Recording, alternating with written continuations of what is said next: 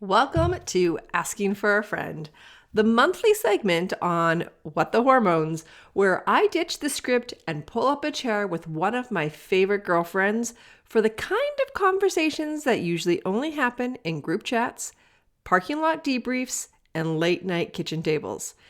She brings the questions, I bring the honesty, and together we go there. No filter, no fluff, just real talk about hormones, health, and the messy, beautiful reality of being a woman in the thick of it. Ever wonder what the hell is happening with your hormones?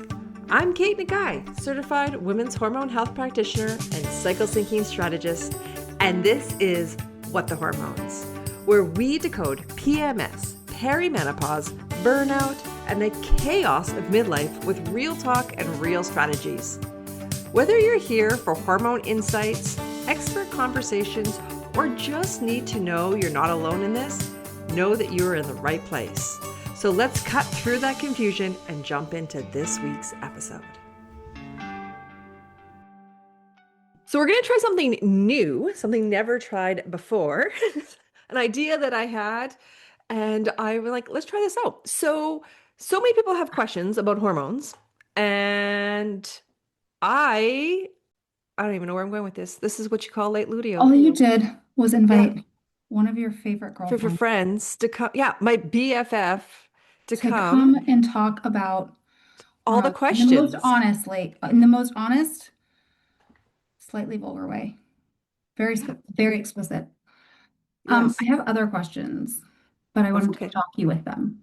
Okay, but before we get in that, everybody, this is my friend, Toni Hill, the person who keeps it real in life for me, All the things. who I'm the chaos.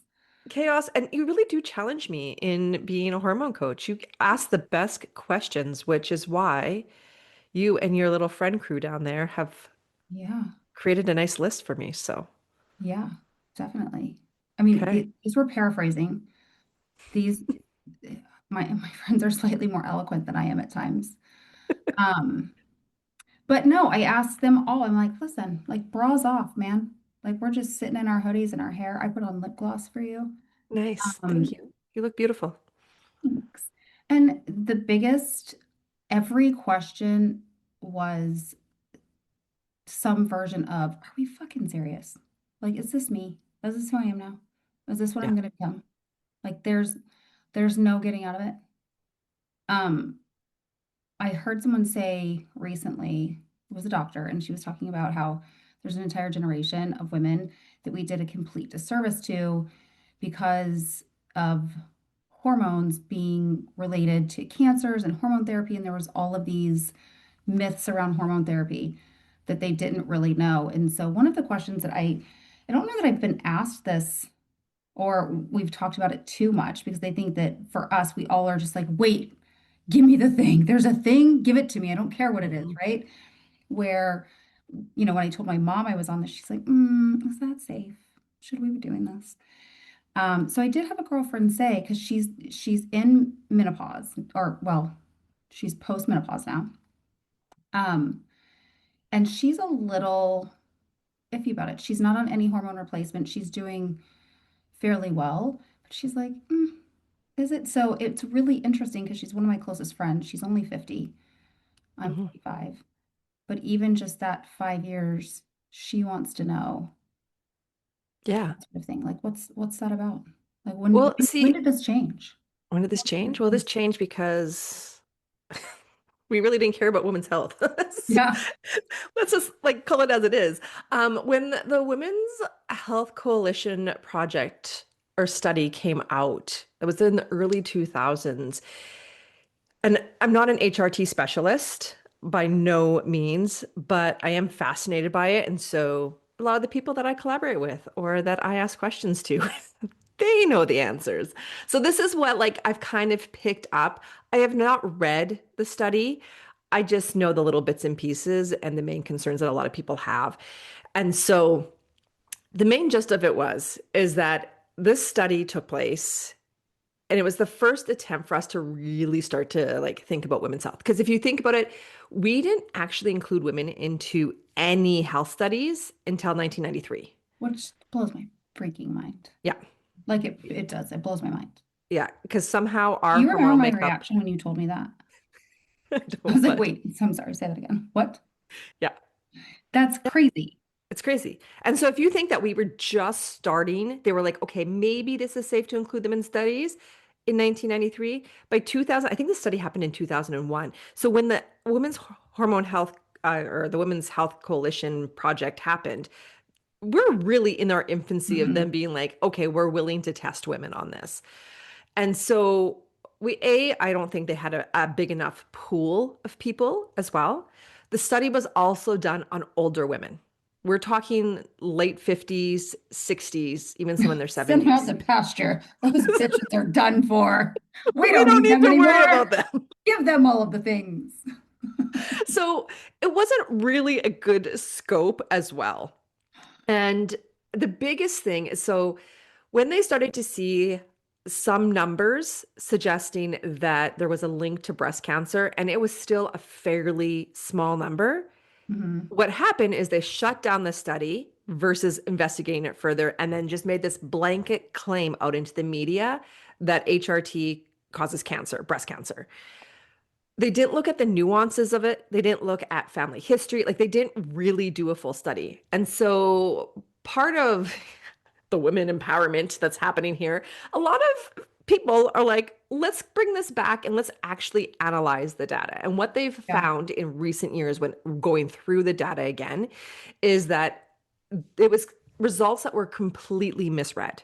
Okay. Now, I'm not saying that HRT does not have a chance of increasing breast cancer, but what they did find was that where there was a small increase in your risk of getting cancer is if it was in your family history, and Hmm. not just family history. It had to have be your mother or your sister who had breast cancer. So if your aunt had breast cancer, that did not increase your chances of getting breast cancer on HRT. If your grandmother had it, it did not increase your chances. It had to be your mother and your sister, and that created a slight bump up. So there is this thing where they say, like, if your mother or your sister have had breast cancer, look at the risks and decide what is the risk benefit. Like if you are struggling every bloody day to survive, it might be more beneficial to take that small risk. And I don't know what the percentage, but it's so low. Like it is really low. Okay. We're not Yeah. talking 20, 30%. We're talking low. I just don't want to give a number because I don't remember what it was. So that was And the like first thing. all of the different hormones that women have to deal with, right? They just made the blanket statement, hey, we're not doing this anymore on Yep. any of the hormones, like none of them.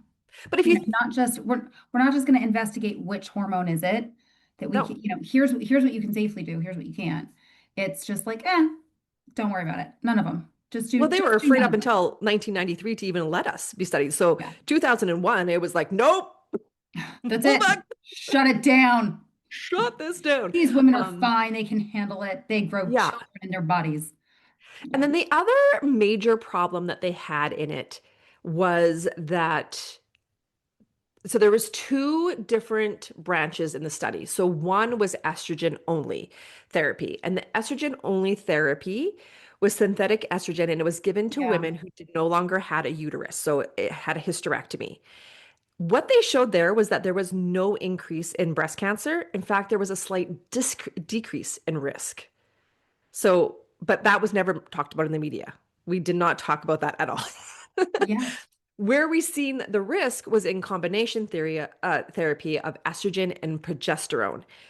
But the thing is that they weren't using bioidentical progesterone. They were using synthetic progesterone, which is progestin, which is what's in your birth control. And what we now know about progestin is that the synthetic version of progesterone, it does not work on our cells the same way that progesterone does. So the reason why progesterone is important is because estrogen is a building hormone, right? It's what builds our uterus, and progesterone is what keeps it in balance. And progestin doesn't have that same impact because it's not the natural form. And so, where they were seeing that increase in breast cancer was because they were essentially giving estrogen, the building hormone, right? Which kind of links towards, the uterus and ovarian and breast cancers. But they didn't have that opposite of that progesterone to help counterbalance the estrogen. Instead, they thought that a synthetic version would do the same thing, and it didn't. So the problem really lied in that they were using synthetic hormones and not bioidentical. Now, as far as I know, it doesn't have to be bioidentical estrogen. It's only the bioidentical progesterone that matters when it comes to the cancer risk. And The so when Oh, they when it started comes to using cancer risk. Okay. yeah. So when they started Okay. using actual bioidentical progesterone and not progestins, it actually reduced it nullified your chances of, I shouldn't say nullified. I think it nullified your chances of breast cancer and even potentially reduced your risks of breast cancer because it was balancing out that estrogen. And that's only if you have a uterus or if you're still cycling. Okay. So, So for like all of the other women out there who are just fibroids or less, don't take birth control because it's the devil. I'm kidding. You didn't say that. That's just my own personal PSA. You can take that out of there.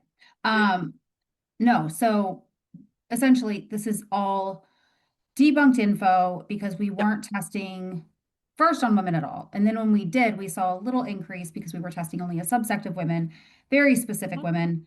And this is not a broad Yeah. topic. It Okay. wasn't even studying women that were in their 40s, right? Yeah. So, like, where women are really starting to question HRT now is when we're in our 40s, and our life looks very different in 2026 than it did in 20 or 2001, right? Like, we'll get into that. I know some of your questions are around that. Um, but our life Yeah, is very I have different. friends in their 30s who are starting like their late 30s who are starting to experiment it because I Yeah. think that looking back now, my perimenopause symptoms, I swear, started then. Like they started before I was in my 40s. They were exacerbated in my 40s. I mean, they certainly, life is definitely not the same. But Mhm. if I had to go back, I mean, I would have done this Yeah. so much earlier than I did. So much earlier.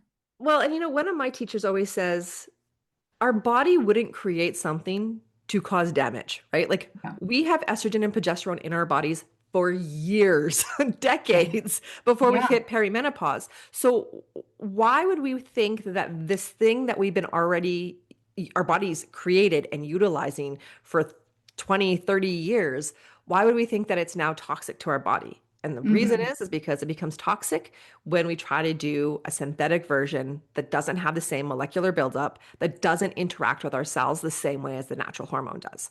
So we have an option. We have bioidentical.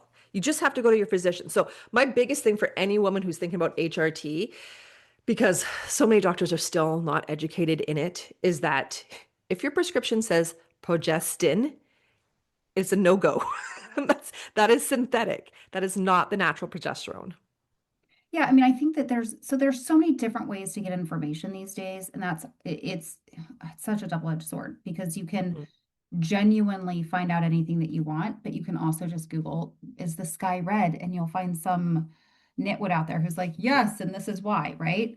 Um, I don't think it's just going to a physician, it's going No. to someone who genuinely understands hormone health. I don't know where you guys are in Canada, but between you and then MIDI Health, my life has been changed. And Yeah. and MIDI Health, do you guys have that up there? Yeah. Yeah. I think so. I think so. I haven't used it It's myself, but Oh my gosh, you got to especially you got to get on there and try it. Book an appointment. They take insurance. Oh, you don't care. You don't care. You guys don't yeah. care about the insurance game. No, so the woman that I mean, she's been life changing. I just sit like I'm doing with you. We sit on a web call and we just chat and I tell her all the things. I mean, like I get Mhm. into it, right? Mhm. From like my ears are itching and I also have ringing in my ears to like I'm getting UTIs constantly. I don't understand it. Um, like where is my libido going? That it seems my libido is on a complete roller coaster. I'm either like, don't touch me, or if this doesn't happen in the next 30 seconds, I'm gonna go like find someone outside and like just push them into my home. It's wild. Yeah. It's absolutely wild. It's like genuine, like fuck our famine over here. Like Yeah. that's it. Those are the only two things. So what's happening? What's going on? What's going on with our libidos? Why is Libidos. why is this working? Well, Why is this not working? What's happening? there is like a whole hormone component to libido. But honestly, my personal opinion, because this is kind of like my specialty is really working with the nervous system and stress and overwhelm and burnout. I truly believe so much of our libido, as much as there is like a hormonal component, majority of it is linked to the life women are leading right now. We are carrying so much mental load. We are carrying so much emotional load. The difference between those is mental load is that you're thinking about the actual like execution of doing a task. Mm. Like it's not like I'm just going to take, well, no, I'll use this example because this is perfect. We came home from my mom's house the other day, which she lives 3 hours away. So there's suitcases, there's chaos in the car. And right away, we have two dogs, three kids. And I was like, we were pulling up to our cul-de-sac. And I was like, okay, kids, Gray, you're going to get out first. Quinn, you're going to hold the one dog. Once we get Gray out, then Daddy's going to come. He's going to take the dog so that it won't jump all I'm over the already seat. done. Like I'm already lost. And I Yeah. can't believe And you're then supposed to Quinn, tell you me get this. out, right? Like, so like I'm already mapping out in my head, like, how are we going to do this so that we don't have a dog that breaks a leg jumping out of the vehicle, Hmm. that they're not stepping on bag. Like I'm thinking Yeah. about all of the steps that have to happen so that this transition can happen perfectly. So this is the mental load, right? The emotional load is thinking about like, how do I have to hold space for big emotions?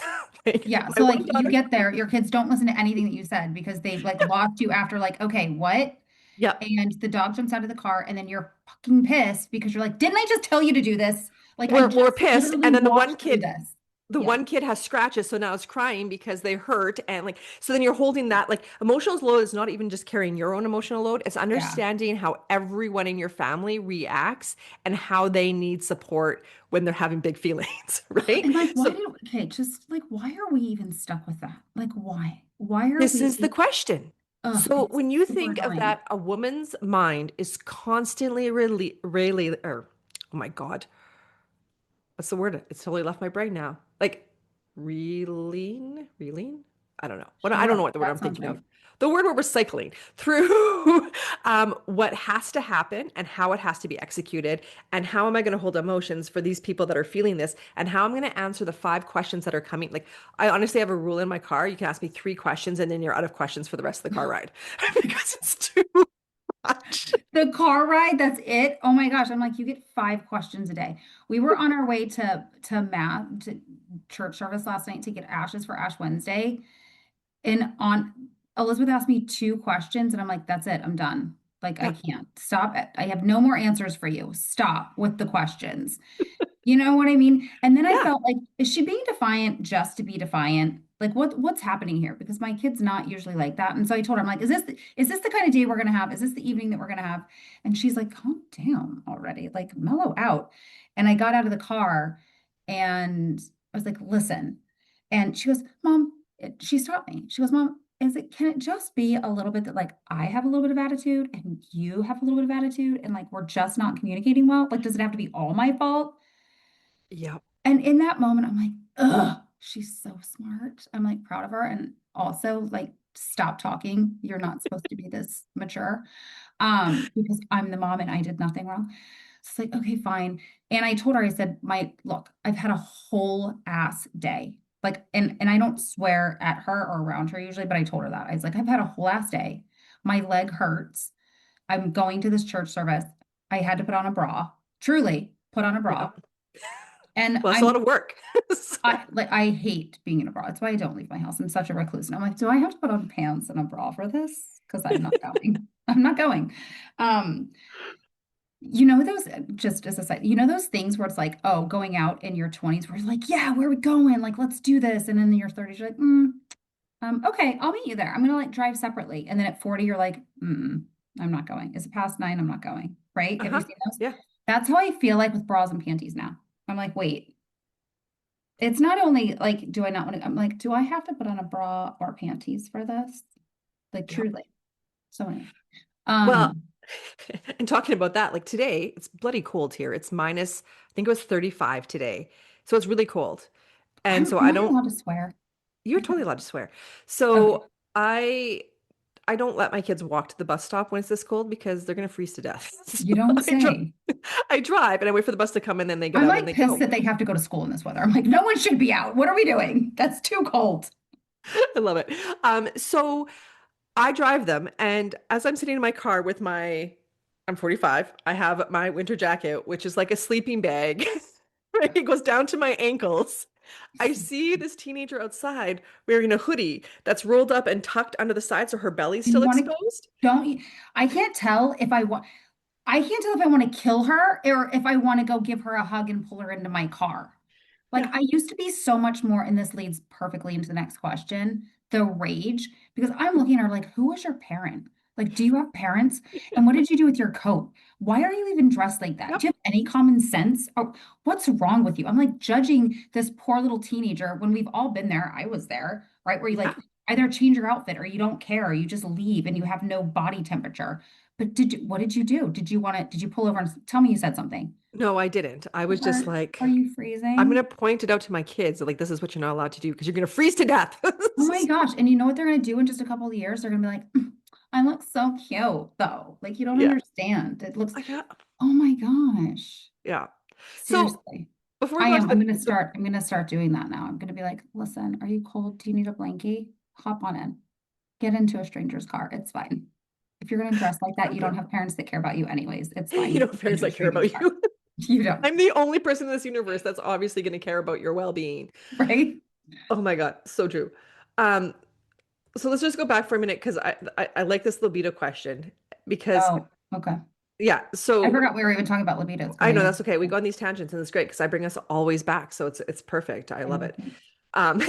So the Just libido edit out question. the entire thing. You're like, this is what happens when I talk to Tony. No. Um, so what happens with the libido is my personal opinion is that we're carrying this mental load, we're carrying this emotional load, we are managing the home, we are doing our career life, we're parenting, and we have no resources left for us. So how the hell are we supposed to feel turned on? Right? So that window of feeling stimulated and wanting to connect and have sex, it's usually 1 or 2 days because the rest of the time we're pissed off at the world or we're Yeah. so tired that we have nothing left to give. And And I did like, this is it just me or is it always on like a Tuesday at 11:30 in the morning when, you know what I mean? Like the most inopportune time. You're like, why am I all of a sudden like super horny right now? Like what's because there's happening? no responsibilities probably at that time. I mean, there's If you still think a about it, billion things to do, but yes, I get what you're saying. mornings are chaotic, evenings you're exhausted because you've just gone. I know for me, afternoons, I'm like, okay, now I can put you in my schedule. So, Right? For real. I will say this. I have historically been like a, "Ugh, can we do this in the middle of the day?" Like I'm yep. an afternoon girl. Like I just always have been. I'm usually exhausted at night. Or I just like don't even before I had my daughter, I was just like, meh, let's do this in the afternoon. But I don't know. It's just it comes on so quickly and then it just leaves. hmm You know what I mean? Yeah, it totally does. Well, and here's the thing is I did an interview with an amazing sex doctor. I'm trying to think. I'm looking it up here right now. It was episode 95 for anybody listening to this that wants to go. I'll put it in the show notes as well, the link.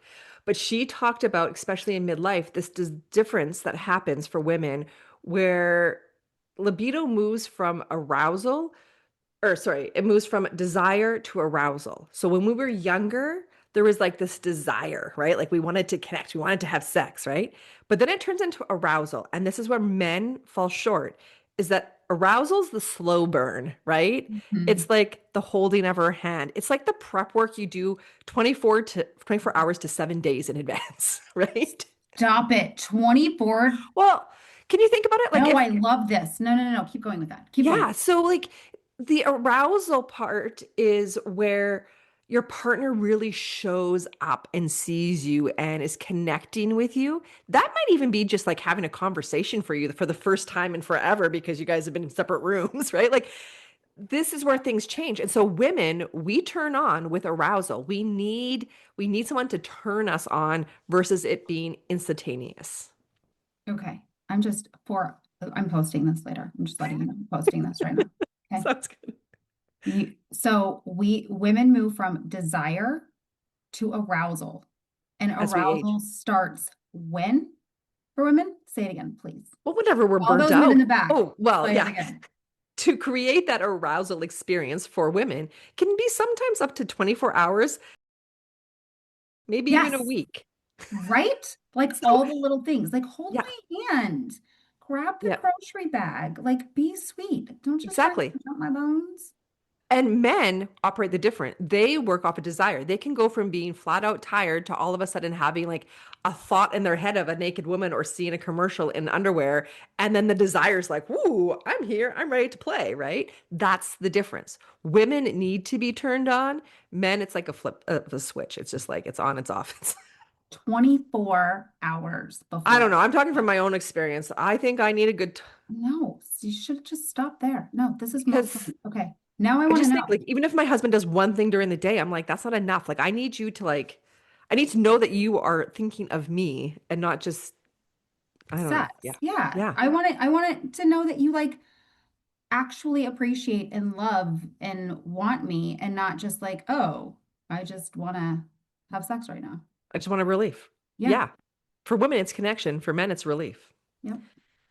There we go, my friends. So there's your libido question. There could be a hormone component to it, but for the most part, in midlife, we're stressed the fuck out. And Yep. so and we're tired. And so we need someone to arouse us, Okay. put I mean, us and first. that is that not harder than it has ever been before? I'm like, listen, to try and turn me on and impress me, it's going to take a Yeah. bit more effort than it used to. Yeah. Because Um, everything changes. okay, so well, we were going into with the teenage girl walking in her hoodie. Yeah. Let's talk rage. Rage. Just like you're just driving down the road and things are fine, and you've got your McDonald's French fries and your delicious Diet Coke in the big straw, and all the world is happy. And then you see just the most random thing, right? And it is we're going to go through analogy because this is something that happened to me recently. I go to pick up Elizabeth. I'm fine, totally fine. And I see this girl, like they're walking, they're walkers from school, they don't need to be picked up.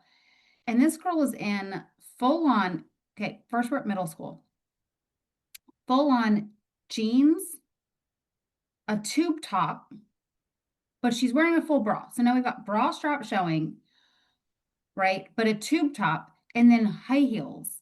Now she was walking towards the high school. So it's possible she was in high school. Still don't care. You can be a senior wearing that, right? Like, what are we doing? The thoughts that came through my head were just, I was in a fine mood and this upset me. And it sent me into, I don't know if it was rage, but it was like, what is she doing? Where is the world gone? Why does she look like that? Does she have a girlfriend who tells her you can't wear a tube top with also like strap, a strapped bra, like all the things? Does she have a parent? Do her parents know she's wearing this? Where's her coat? It's friggin' December. What are we doing? Right? Like I'm fixated on this. My kid's in the car. I've just picked her up. And she's like, I want to have like a good conversation. Like, hey, what did you learn? What's going on? Like, how's that situation with so and so, right? And all these, I'm like, do girls dress like this? What's going on? Where are her parents? Why is she walking? My kid's like, hi, what are you even talking about? I'm right here. I don't dress like that. It's fine. Can we move on? She's like, Mom, please don't say anything to her. Please don't say anything. I really wanted to roll down my window and be like, come over here, young girl. Come over here, young lady. Like, let's have a talk. Let's have a discussion, right? Like, I was so what upset about? Why do I care? Why do What do I you care? think? Why do I get so upset about it? And why does it piss me off so much? Well, you're gonna love this question that I have back at you Yeah. because it's a complete Kate question. Where were you at in Okay. your cycle? Oh, geez. Who knows? Who I know, knows, Kate? but this is the question. When we're talking about rage, I would say look at where it's happening in your cycle because Mm-hmm. that is the first indicator or the first cue or clue to allow Damn, us to I see. should have known that that was going to be the question. I should have paid more attention. I Should have. know. It's not the first time I've asked that question to you. Um, because then that helps us kind of decode what might be happening in the body, right? So most likely, I'm guessing that this was like a post-ovulation luteal kind of rage that was building. And this can Okay. happen for a few reasons, right? One, it can happen because perhaps we have low progesterone, which means that progesterone is like our calm and our befriending of our nervous system. So it kind of keeps us like leveled out a bit, right? And So people are here's the like, thing, is that is me on progesterone. Like yeah, that's me on it. yeah, I can't it's calm imagine and the leveled. psychotic episode I would have had I not been on it. Yeah. Well, Okay. and here's the thing is that so if we are, especially as we age, like we're getting now into let's talk midlife, like your late 30s, your early 40s, mid 40s, is that we have a natural decline. There's my brain's going to so many different areas right now.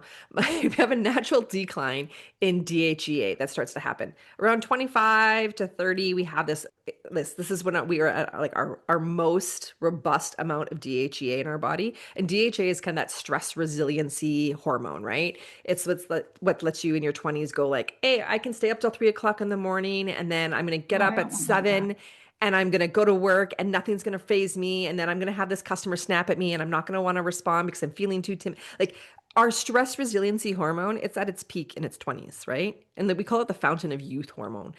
And this naturally begins to decline. And that natural declining means that the things that didn't bother us in our 20s or in our teens, they like are the fire in our body now. Just like, what the hell's going on? So there's a DHEA problem that's happening. That's one. Two is as we age, we're not ovulating as often potentially. Or if we are ovulating regularly, we might be having suboptimal ovulations, meaning that stress is impacting our body. And so we're not having great quality of eggs that are being released. Our progesterone is created from the shell of that egg. So we can only get progesterone if we ovulate. So trying to prevent ovulation, like through birth control pills and all that kind of stuff, it's not helping our our psychoticness. So it's not helping our Our stress mental response, load is not, yeah. our crazy PMS rage. And so if we are not ovulating and we're not creating progesterone, that's going to mean that there's going to be more of that rage, right? Also, this is another part with that progesterone is that if we are stressed out, if we are working in a chronic stress state day after day, maybe even like teetering on burnout, is that cortisol, it has every cell in your body has a receptor for it. Not every, most of our cells have receptors for estrogen and progesterone. And cortisol's receptor points is very similar to progesterone's, which means that if we are under chronic stress, we have this flooding happening in our body of cortisol.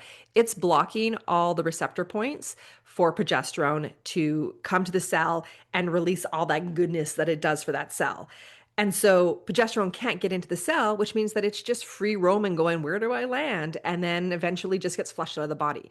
So even if we're having a great ovulation and a great egg release and we have progesterone in our body, we might not see the benefits of it on our nervous system.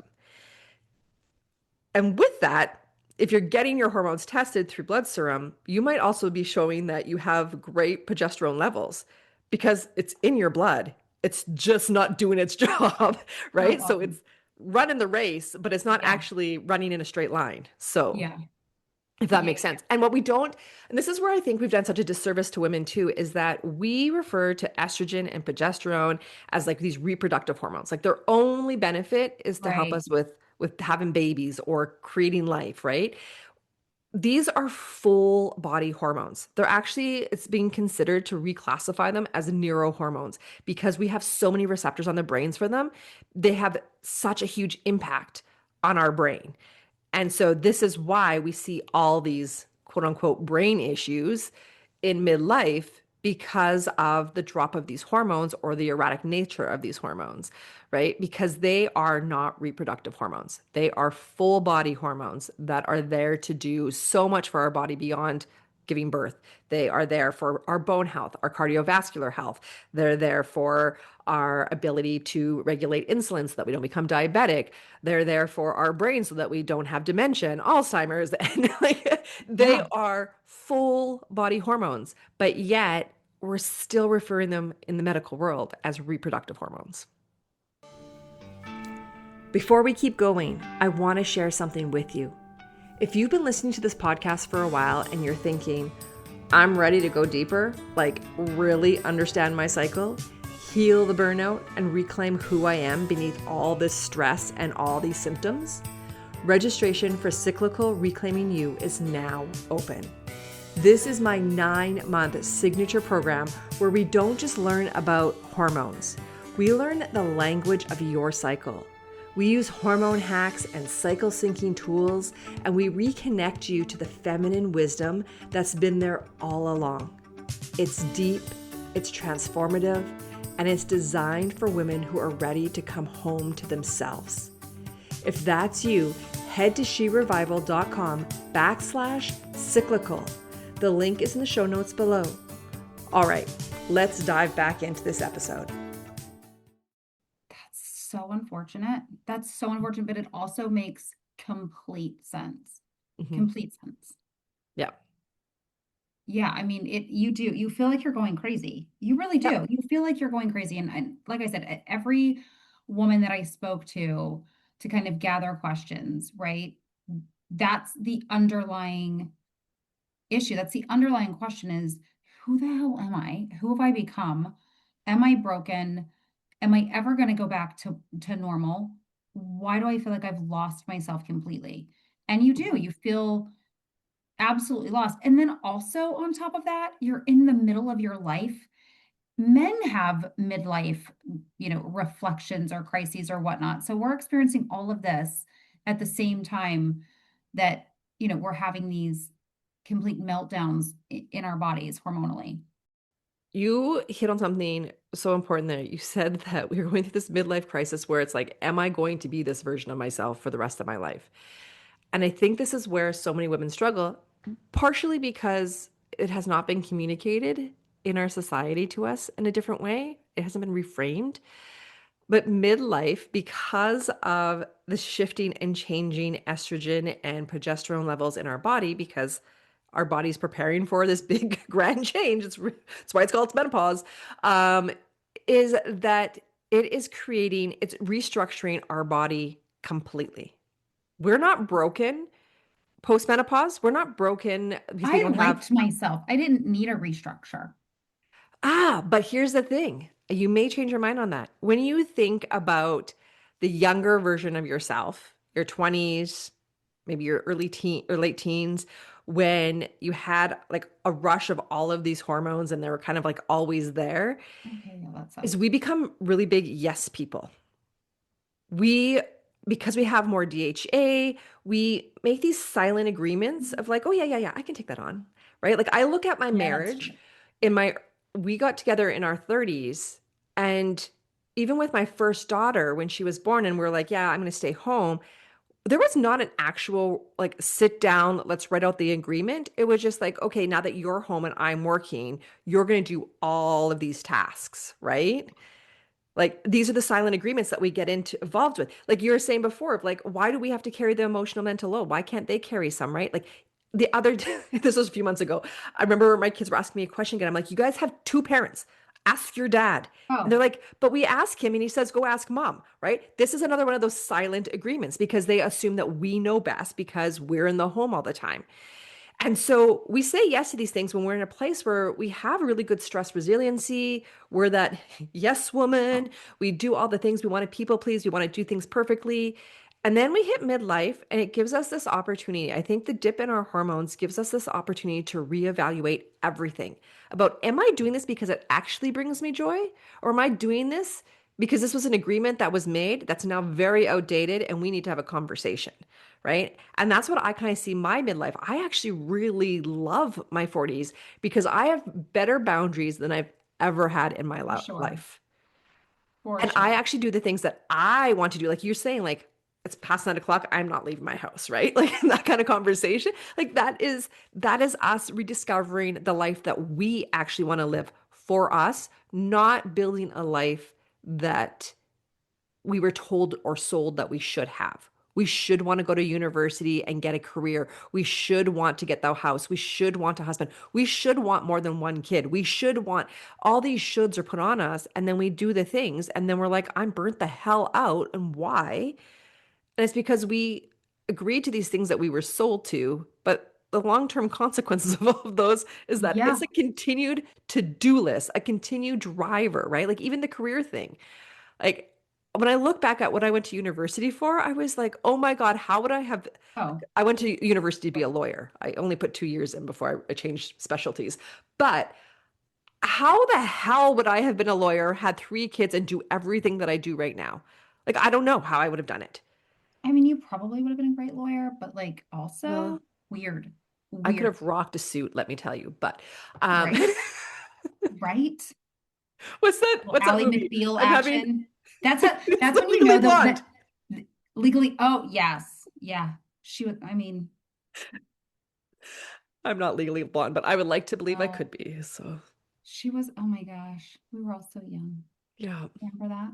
I do remember that. That was a long time ago. I tried to make Yeah. my 12-year-old watch that, and she was like, "This is boring." I was like, "Oh my I know. You thought the same thing. I don't like it. I'm like, God, I get know." with it, kid. But do you know what she did love that I did make her watch? Can't Buy Me Love. Do you remember that with Patrick Dempsey? Oh. I'm gonna put that on the list. You Okay. have to. It was so good. We rewatched it. It's so good. So, so good. Okay. And you know what else you have to watch? You are so not invited to my bat mitzvah. Have you guys seen that? No. It's all Kate, it's all the things. Like I will watch it by myself. It's that good. It's that good. And Adam Sandler's entire family is in it, but it's all the things. It touches on like so it's adolescence, right? Because they have their bar mitzvah when they're like 13. It's girl code, boys, boyfriends, parents, periods, like all the things. You like all of them. It's so great. You have to watch it, and all of the Sandlers are in it. Okay. Adam and his wife and both of his daughters play his daughters. It's really funny. It's so good. But yeah, definitely sit down and watch those movies with them. You loved Can't Buy Me Love, and it was one of my favorites Yep. as a I'll kid. have to add that to my list. Yeah. Um, but this is the thing is I don't think that like am I gonna have to struggle like this for the rest of my life? I think it's more like where is my body asking me to reevaluate my life to make sure it's in line with who I actually want to be? And do I need better boundaries? I mean, yeah, I think that so first of all, that a couple things, especially around boundaries. We did not grow up in a generation where boundaries Mm-mm. were even, that wasn't even a word. Like that, No, truly, that wasn't a word. no. There weren't boundaries, there weren't guardrails. There was yes and no, Yeah. right and wrong, this or that. That was it. Like you didn't have options, you didn't have boundaries, you weren't really allowed. You just did the things, right?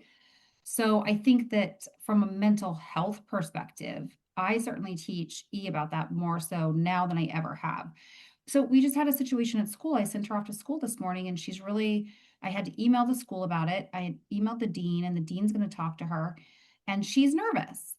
And, you know, this is an 11-year-old. She hasn't yet started her period. But you can see all the hormonal things, you can see the anxiety, you can see the fear, you can see the boys are coming in, like all of these things are coming into the conversation, right? And so she starts to kind of have this fear that she's going to talk to the dean. And I told her, I was like, girl, listen. And it's about like this class is really disruptive. She's in an art class and it should be fun and expressive. But it's not because these boys are disruptive. They have a long-term substitute. She's gone to the teacher and she feels like no one's listening to her, right? And so they tell her, well, we'll get you some noise canceling headphones. And I'm like, no, no, no, no, no, no, no, no, no. No, we're not doing that. And she's like, what do you mean? My parents would have listened to your teacher. That's what would have happened. Yeah. Listen to your first of all, the boys wouldn't have been that unruly, but it would have been listen to your teacher. I'm like, absolutely not. We're not going to give you headphones because everyone else is acting ridiculous.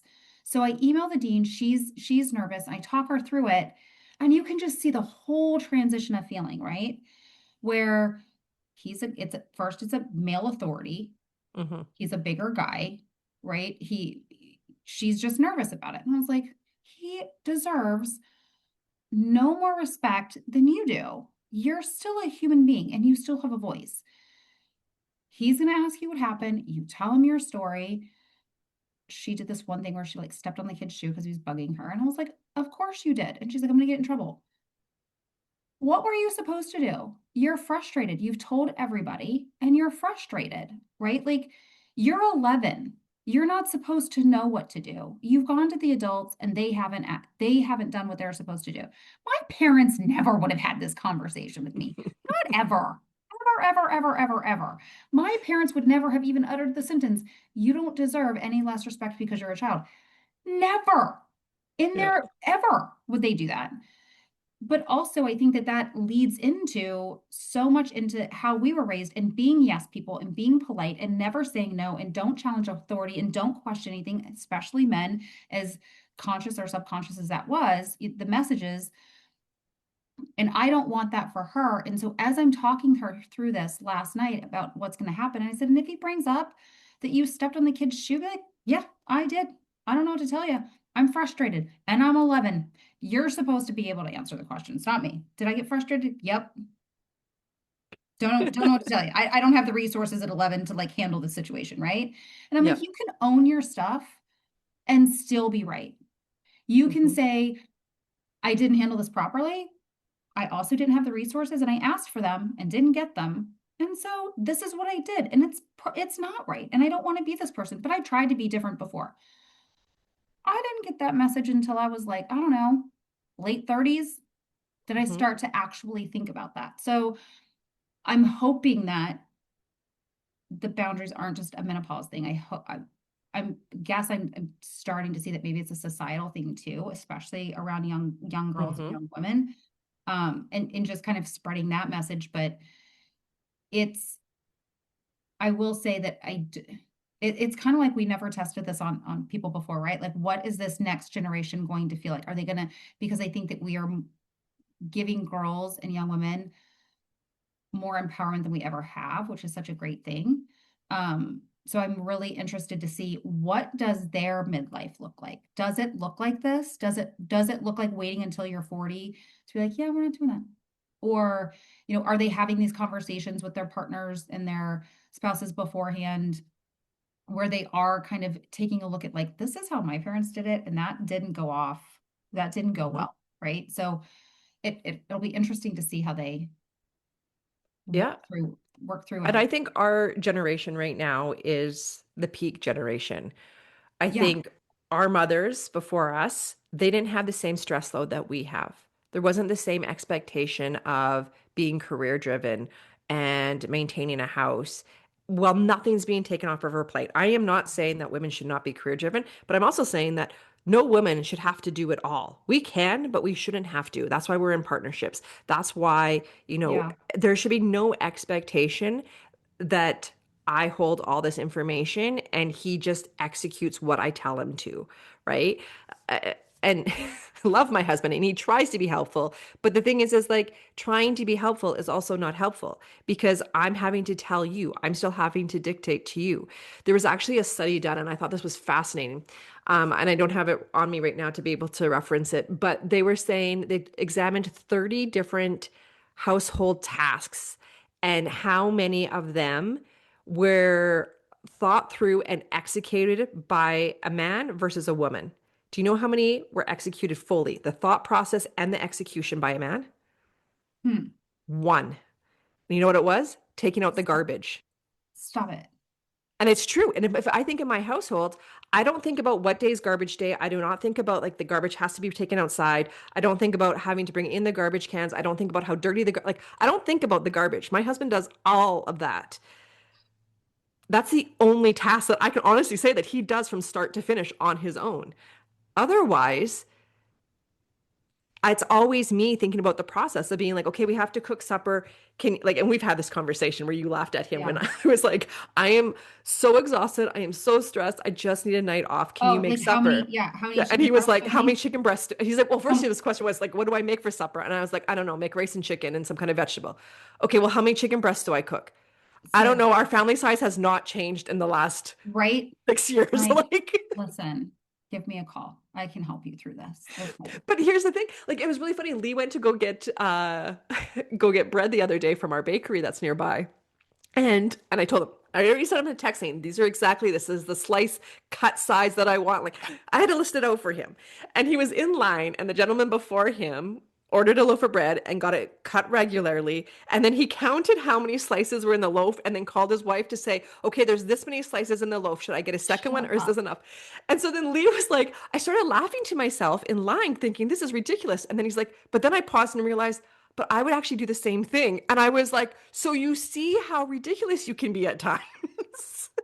And he was like, I didn't like sometimes it's funny to watch it on the outside until you realize that you're actually that person, right? So, So this is where I think like our lives with you and I, it's really interesting because I don't have that experience because I'm divorced. And yeah. so for me, as you were talking about, they have two parents. And I'm like, yes, they do. But also, I almost wish there were times. So I went through this whole process while you were talking and then into the bread thing because that's a whole other thing. But my thought was, my first initial reaction was, I don't want him to tell her things because I don't think that the things that he tells her is either accurate. I don't know where they come from. I can't monitor that. Right. So I'm like, no, just ask me all the things because I'll give you the information. And I probably do him a disservice because it's that quintessential. Just tell her the answers to the things I don't want to handle, but leave everything else up to me. So there's a portion of me that still wants to control the narrative with things, Hmm. right? Um, so there is that. But when you were talking about how you don't have to do the trash, I'm like, this lucky bitch, right? Like, oh my gosh, I wish I missed recycle day the other day because I had hurt my leg. And I'm like, there's so much recycle sitting in my garage right now. I look like a hoarder. It's terrible because I missed one trash day. And Hmm. I spiraled into like, I can't even miss a freaking trash day. This is awful. Like I can't do all of this. I'm so sick of doing all the things by myself. So as a single woman handling all of the things, I thought, well, he has to do that at his house. He has to like still clean. He still has to do laundry. He still has to cook for her. He still has to do all of the things. But then it's so interesting because I want to give him credit for doing that, right? I want to give him credit for being able to do that. It's not like he called me and was like, "What's for dinner?" However, I have to do, she just called me. She said she doesn't have conditioner. Oh, okay. She didn't tell me. I get that, but also she's 11. Can you look? And this has been going on for years. Yeah. He has never combed her hair. He has never combed her hair because she has curly hair and he didn't know how and it hurt her. No shit, it hurts her. I gotta do it here. Like, be a grown up, be a parent, Yeah. like, learn how to do it. So I definitely go back and forth between getting very frustrated, having to do all the things, but then also wanting to do the things. So Hmm. it's kind of like a different world. I mean, I guess I'm proud of him sometimes, but then I'm also just, yeah, Yeah. it's Well, completely and irritating. Like, can you not just does it not occur to you to just walk in there and be like, you know what? I wonder if she has enough toothpaste. I wonder if she has enough, you know? and And I then think it bothers me that like, do you care that you have a girl? Like I know you know the boy things, but you didn't get a boy. You got a girl. Like, do you want to research something? Do you know how many articles I've sent Mhm. just saying like, hey, read over this? He's probably never read them. He doesn't respond back to me about it. It's like take an interest in being a parent beyond providing a roof, food, and making sure she doesn't die. Do you know what I Well, mean? here's the thing is that yes, Tony, he has to keep that day-to-day house activities. He has to manage that on his end. But I've known you for years, and you take on a shitload I know. off of his plate of like school supplies, of what are we getting her for Christmas, of, you Yeah, know, you're right. organizing holidays, of being like, I'm going to take her here. Like you work out everything, even when she was sick and you asked him to pick up Tylenol and he didn't pick up the Tylenol, like little things like that. Like, even True. though you guys live in two separate homes, there is still a Yeah, you're lot right. of mental and emotional load that's invisible that you take on. Because when Elizabeth doesn't feel heard with him and she calls you, you're the Yeah, one that solves the problem, right? So like you still, if we stacked it, yeah, he gets a little credit because he has to do some things to survive on his own. But at the same time, your yeah, list you're is right. very different.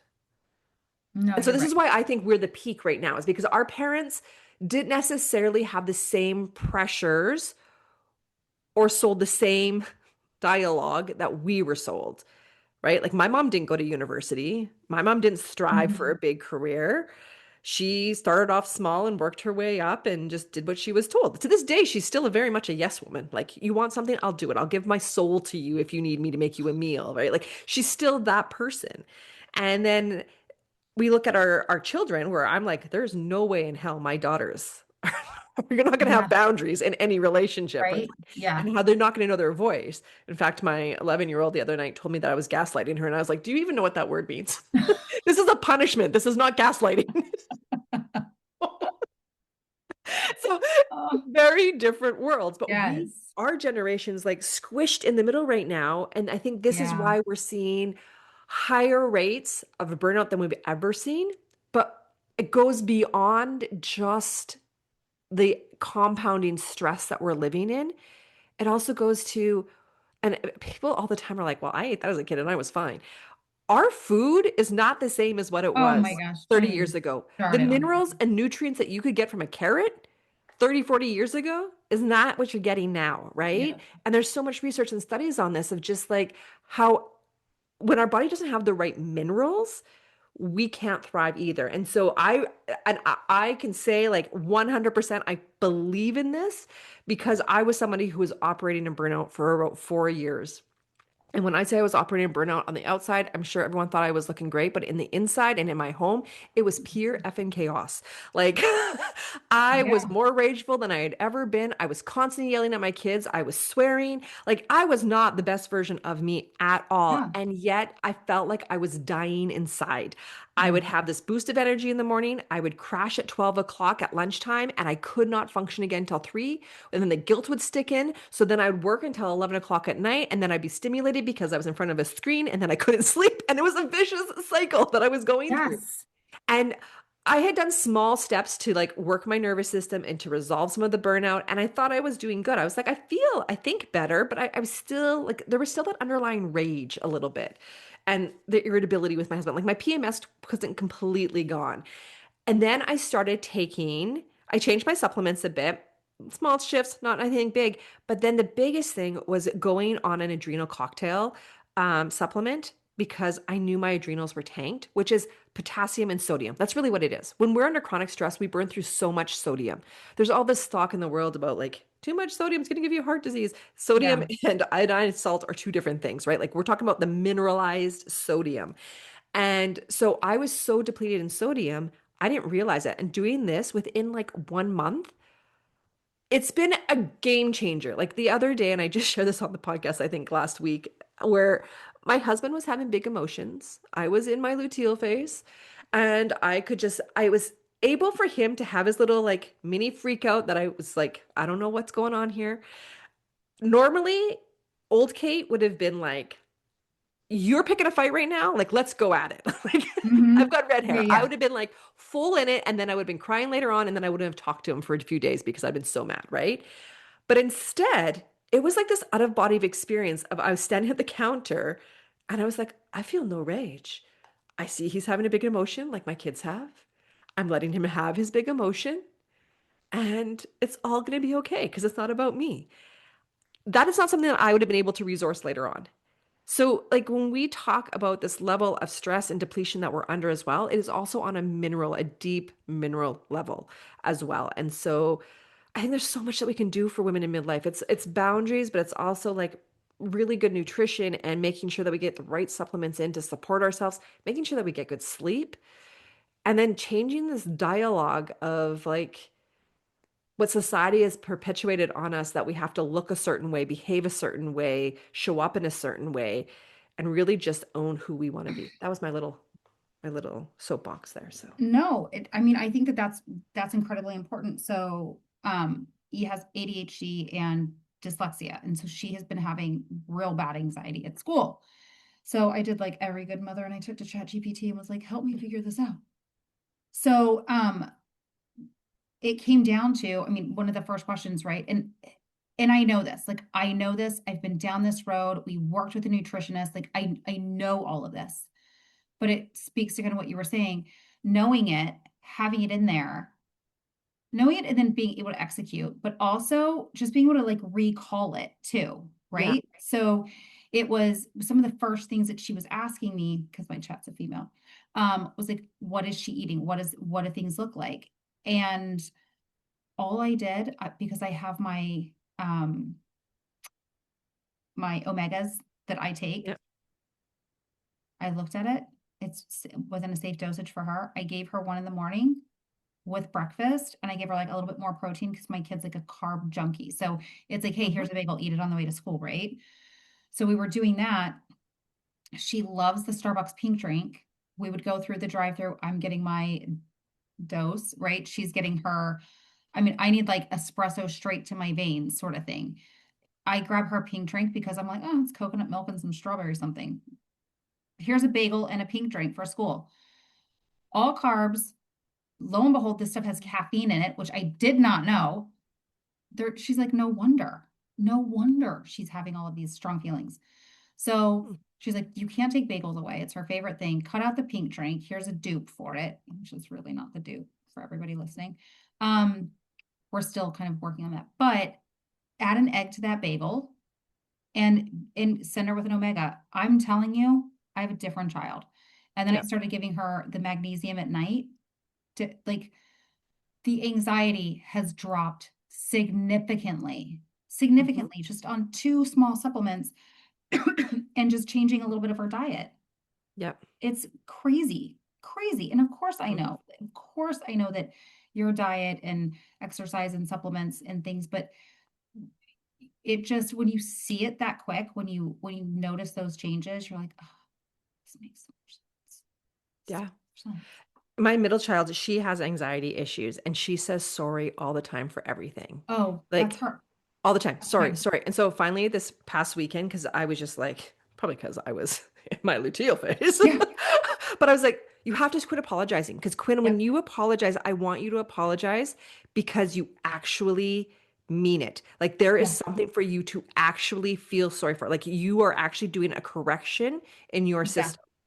But Yep. saying sorry to everything, that's just trying to please people. And I don't want you to be a people pleaser. So, what we're going to do instead is you're no longer ever allowed to say sorry. Instead, when you do something and I feel like it warrants a sorry, I'm going to say, Quinn, when you are ready, you need to say sorry for that. But when I say that, it's not for you to say it instantaneously. I want you to sit with it in your body and decide when you are ready to apologize for your action. But Yeah. otherwise, you're not allowed to say sorry anymore because I don't want her just to say sorry to everybody. I don't want her to say Yeah. sorry to boys or to teachers or to Same. like, I Yes. want her to know So why smart. she's saying sorry and to say it because it's actually coming from a place where she's reflected and been like, yeah, you know what? That actually required me to step up and be a good human and say, I didn't do good there. Let me Yeah. apologize for it. And I'm going to change my behavior. Look at that strong parenting. So now that's our rule in our house. She's not allowed to say sorry anymore. The other two can say sorry all they like because they have to say They sorry. never do. That's me. That's me. My kid says sorry enough for the both of us. I'm like, am Yeah. I though? I don't know that I am. I don't know that I'm gonna be sorry. Yeah. No, that's so smart. But I do think that you're right. We are this compressed generation, right? Kind of Yeah. stuck between two things. I'm hoping that these girls won't experience that portion of it But as the beautiful thing with it too is I think because we're the personally. compressed generation, we're demanding better for ourselves, which is why we're seeing changes with HRT, which is why we're seeing changes in women's health. We, as much as it feels ucky for us right now, we are demanding the change that's going to change women's health forever. And so, I mean, I definitely hope so. I think that it's certainly harder for I mean, I still find it difficult. I still find it difficult to say no to things. mhm, There's a family situation that I'm dealing with that I'm like, oh, I should do this. I should do this. I should do this. I should do this because it's the right thing to do. And every cell in my body is like, don't do this. This yeah, isn't, you don't want to do this. You don't want to mhm, do it. It's probably not going to end well. Why would you do this? But I feel mhm. like I should do it. And I'm really struggling with saying no to that. Yeah, I mean, I think that even in co-parenting, the things that I'm like, "Ugh, I'll just do it. It's easier than an argument. It's easier than a fight. I I hope that they don't get that. I hope that we can kind of show them a little bit differently, but um I don't know. But It's here's the difference, Tony, is I hear what you're saying, but our mothers, they wouldn't have paused to reflect about, should I say no to this? They would have just did it. So you might be still doing it, but at least you're pausing and saying, okay, you know, it's going to be easier. I'm just going to do it. Like you've actually taken a moment to reflect and think about it. Do you think So that our moms really didn't? I mean, I can tell you, like, I guarantee my mom was probably like, I don't want to do any of this shit, but she did anyway, you I know? don't think that she ever paused to think about, should I question? Like, I think my mom in her head was like, I don't want to do this, I'm but so I'm going to do calling. it. Yeah, I'm calling Right. Linda afterwards. Yeah. I don't think my mom was ever like, do I set a boundary here? Do I say no, I don't want to do this and see what Yeah. happens? I don't think she went through that process. I think she definitely had thoughts about, I don't want to do this and why am I having to do this? But I guess I'm going to do it. I don't I don't think it went beyond Yeah, that no, though. you're probably right, but I'm definitely calling it out, being like, So please. I feel like we are kicking the can for, even though it might not be the full transformation we're hoping for, it will, I'm just we'll pass the hoping. baton to them and they can Yeah, do that. I mean, for sure. I see my friends and it's kind of like I know enough to be dangerous, right? But like I don't know uh, I know a little bit I know a little bit about a lot of things, but I don't know a lot about any one thing. So, Yeah. but I see in my own friend group just women trying to go it on their own, or they're just talking to another girlfriend who's like, "Oh, I did this, you should do that." Hmm. Rather than it, how many of us are actually like seeking the deep research, talking to people who know versus just getting the Instagram soundbite or the TikTok thing, or my girlfriend did it and it helped her. I have a girlfriend who was, I mean, she was really struggling, really struggling. And I told her that, well, I got on progesterone and it was life changing. I mean, it changed my life overnight, y'all, like over freaking night. Um, with her, she was like, it didn't really help me. So she went to actually MIDI. I told her to go to MIDI Health. She did. And they like hooked her up with like all the things, right? Like the things that were going to work for her. Hmm. Um, and I think that I want more women because I see that women don't, or what they do is they'll go to their OBGYNs. These people are like, I don't know what they're doing, but half of them don't know. Half of them don't know. Like doctors still aren't actually stopping to research. And I don't know what it's like there in Canada, but like we just stack patients. I mean, you get 15 Hmm. minutes with your doctor if you're lucky. Yep. You're 15 minutes in Yep. and out, right? And also let me have this conversation with you while I'm like all the way up in your vagina, like all the way up Yep. there, like swabbing and doing all the things, right? Like that's when we get the time with them. No one's stopping to say this. That's why I really do. I mean, this, I'm going to make this like a whole, they need to pay you for this. But like this whole MIDI health thing, because like I was on the phone with her. I was on a call with her my first appointment for like an hour. And every call that I have after is like at least 35, 45 minutes because I'm going through all of the things. Hmm. And I don't know that our healthcare system is built to help that. And when you're stacked all day, right? Even if you're going and seeing a female, my OBGYN, she's a female. Guess what else she is? A mom and a wife. She's got like 4 kids at home. So she's seeing patients 15 minutes back to back to back. You think she's going home and reading medical journals? You think she's like doom scrolling on Instagram? She's exhausted. She's absolutely exhausted. And so we're just kind of perpetuating this.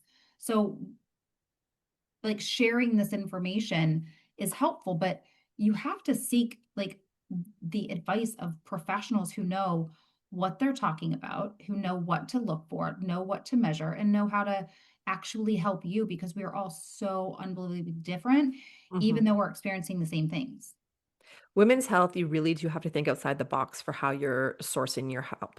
Because the reality is, and I'm hoping that it's going to change in the near future, but the reality is that the medical system, so the MD system, Mhm. it was never built to support women's health. It was, or even if you look at the institutions where they're learning this information, those institutions are built by pharmaceutical companies. And I'm not against pharmaceutical companies. I'm just saying that there is an objective as to what has to be taught and how it has to be done. Mhm. The time lots of 15 minutes only per client, that Yeah. or per patient, is absolutely ridiculous. But once again, our medical system, the way it was built, it was made and built for men, led by men, right? Mhm. Like Yeah. medical textbooks don't even show a clitoris in it.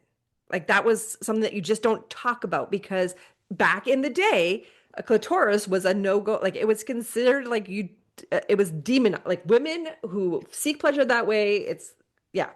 There's a whole thing to it. You can Yeah. research it. It's crazy. So like this is where like they're not properly trained. And I know like in Canada, I can't speak for the US, is that just recently there has finally been discussion about passing it. I don't know if they call it a law or what they do or a change, but for menopausal appointments with MDs, they're now increasing the time limit from 15 minutes. I don't think it's by much. I think you're still getting like 20, 25 minutes. I Yeah. don't know what it is, but it is a change that's in process because they realize that 15 minutes is not enough to go through a woman's all of her symptoms and to properly address HRT. So what we want to do instead is we want to look at other sources, naturopathic doctors. Now, where you are in the world, you have to research this, okay? Naturopathic doctor is a doctor of naturopathic medicine. And they'll be very clear with that. It's an ND is their initials, okay? It's still very medicalized. They do go to med school as well. And then they just branch off into a more holistic approach into helping the body heal. Um, there's nurse practitioners, also medical professionals, but nurse practitioners, they schedule you in for an hour. Same with a naturopathic doctor. Okay. So, and sorry, I went a little fast there. So the reason why I say make sure it has an ND initial behind it is because some people use the word naturopath. Naturopath is not a naturopathic doctor. Okay. Mm-hmm. So it's just different schooling. So these are different resources. Once Yeah. again, though, there is a payment for it, right? Like, let's talk about the pink tag on things, right? We have to pay for tampons and pads. We have to pay for proper health care, which is, well, I think it's silly because I'm in Canada. Yeah. You guys in the No, States do no, your no. own thing. Yeah. It is. But it's ridiculous that I have to be able to pay an extra amount that my husband doesn't have to pay in order to be able to have more time with someone so that they can actually listen to what I'm saying about my body and Yeah. take me seriously. It is ridiculous. But there is other options, and we're seeing more and more naturopath or not natural, more and more nurse practitioners come out of the woodwork here, specializing in women's health Yeah. because doctors don't have the capacity for it. And the systems that they've been trained in have not been able to build in women's health into it. Yeah. No, I've seen that. I've noticed that too. Yeah. But we are like a little over time, just a wee bit, because we like That's to fine. talk. We're gonna cut so much of that. But there's more questions. You had more questions. Yeah, we And do I have think we more just need to questions. come back and do this again of answering those other We questions do. because some of them I'm very excited to expand on. I And know. I'm just going over to see like what we did. We did we these. really just talked about like, why do I feel like crap and Yeah, right. HRT. Yeah, I mean, honestly, I think some of these we really did cut. I mean, we covered so many that were on my list, but and I think that that's all that it boils down to. It's just like, who have I become, and can And just know HRT that this help? isn't a punishment. Like there is the first thing I always suggest is looking at the nervous system and how we can start to support the body that way. And then if those resources aren't working, that's when we want to explore deeper. That's when, if your nutrition and lifestyle stuff is not helping, we look at HRT. We may even look at genetic testing to see if you have some variations in your genetics that might be amplifying these issues as well. We can look deeper into supplements. Like you're not meant to Yeah, suffer. No woman is meant to suffer.